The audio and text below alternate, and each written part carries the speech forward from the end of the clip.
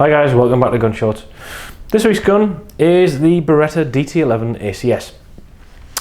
The ACS is essentially a Dt11 with a B-Fast rib and an adjustable Monte Carlo stock, again with the B-Fast weighting system. We've already looked at the Dt11, so I'm not going to go over the sort of general Dt11 characteristics. I am going to talk to you about why this gun is a little bit different and some of the features of the sort of B-Fast system and how this gun shoots with respect to that. It's very, very pretty. It's got a lovely bit of wood on it. The stock is beautifully figured.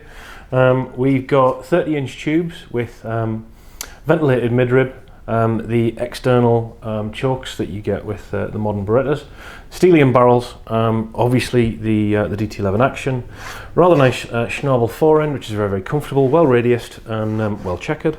The stock is quite a significant piece of wood. It's but not lumping. It doesn't feel unduly big or uncomfortable. It fits very well, comes to shoulder nicely. The pistol grip on this thing is absolutely superb. The radius, the shape of the palm swell just positions the hand absolutely perfectly to reach to the trigger. The trigger is of course pretty damn good. It's the adjustable and removable unit, which I'll get to later. It has this B-Fast adjustable comb, which is essentially you've got 2 hex bolts that take the comb off, a series of washers that you can use to lift the comb or drop the comb to set the height. You can move the posts that the comb sits on to set the cast, tighten everything up, and you're done. You can put weights in the stock if you want to just shift the balance around, although to be honest, this gun balances absolutely perfectly as is. And that's kind of it for the back end of the gun. The rest of the sort of what makes the ACS, of course standing for all competition shotgun, is the B-Fast rib. So it's a high rib and it's adjustable basically on the fly using this, as you can hear, click wheel, and you can take it from 50-50 all the way down to, I think, actually, do you know what, I don't know what the POI is right at the bottom. And I think it would kind of depend on the position of the shooter's head and eye relief, etc. But you can adjust it on the fly. Having said that, when I got this gun, I set it up for me, set the comb, set the rib to the top, took it out and shot it, moved it down a couple of clicks and until it was breaking where I expected it to break. I haven't patterned it, and then I left it alone.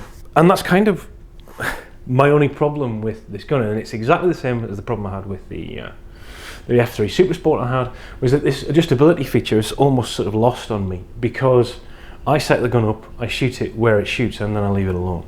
I think this is very much kind of going to be for the shooter that likes to fiddle, to adjust, and obviously the idea being that you can go from sporting and then go to ABT or DTL and move your point of aim or point of impact up if that's how you like to shoot. Now, as I said, I've shot this on several disciplines. I've shot sport trap, sporting, and DTL with it, and shot it very, very well. I did a 47 out of 50 the night at the club on the sporting, and I've shot a couple of sort of 24s on DTL with it, and I'm happy with that. And I had no sort of desire to move it, and I don't know. I mean, it shoots really, really well. Don't get me wrong. This is absolutely fantastic. I'm really, really pleased with the way it shoots.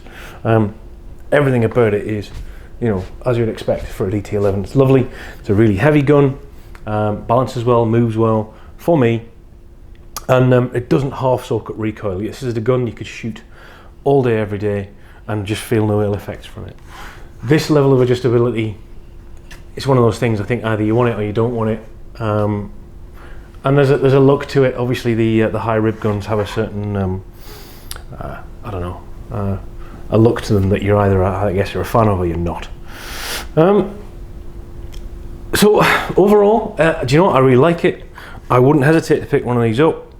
It was sort of almost annoying how easy it was to shoot it, getting it out of the box, set it up, and get it away shooting very, very quickly into a very good standard that I was really, really pleased with. I can't think of anything bad at all to say about this gun. I know some people have called these guns numb, and I kind of get where they're coming from with that. I know that there's it's almost, you almost feel removed from it, is how little recoil impulse you get from it. But that's, to me, not a bad thing. I just feel like that means you could literally just shoot it and shoot it and shoot it and be a very happy bunny and not wake up the next day with a sore shoulder or a sore face or anything like that. They are a cracking tool. The thing that remains for me to do, and this is on the basis of a challenge from John at Bywell, is to show you how the Dt11 trigger system works. Now, the DT in Dt11 stands for detachable trigger, and a lot of people never bother taking them out. So I'm going to show you how it's done and hopefully get it back in.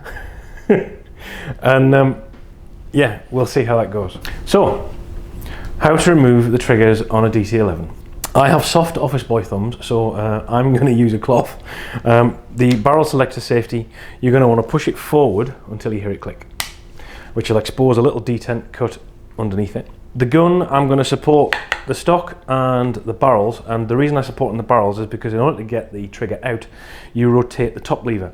The danger being, if you over-rotate the top lever, the barrels will of course swing free, and if you're not supporting them, there's a chance they could bang off something, your knee, the dog, whatever, or do some damage to the barrels. So we're going to support the gun both ends, and then we're going to rotate the top lever whilst pulling the, gently pulling at the trigger guard, rotating the trigger out from the rear. Okay, so rotate and remove, and that's it. That's how easy it is to get the trigger out. And then you've got the job of putting it back in again. Now this is where it gets interesting. This is where I get a sweat on, and we hope we can do this in one take. Now, I did rehearse this, and I did get it in first attempt during the rehearsal. We'll see how this goes. Fail.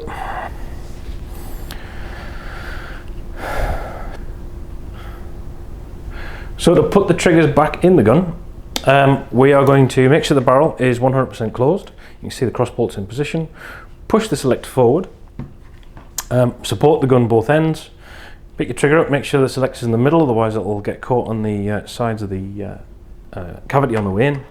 Offer up this little lip at the front of the trigger into the detent that it sort of relocates into, and then we're going to rotate the top lever whilst rotating the trigger into the gun.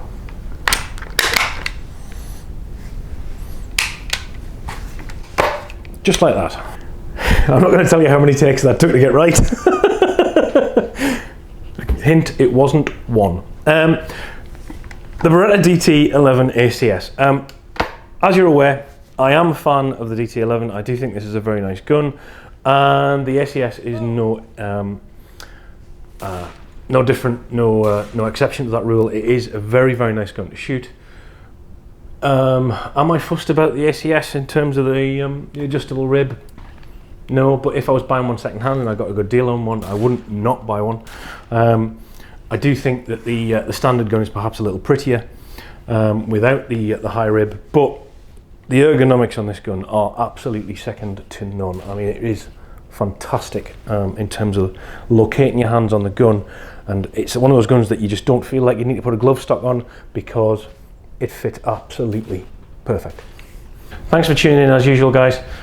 Please subscribe, go see the rest of the videos in the playlist, and by all means go take a look at the Bywell channel and take a look at their website. See you next time.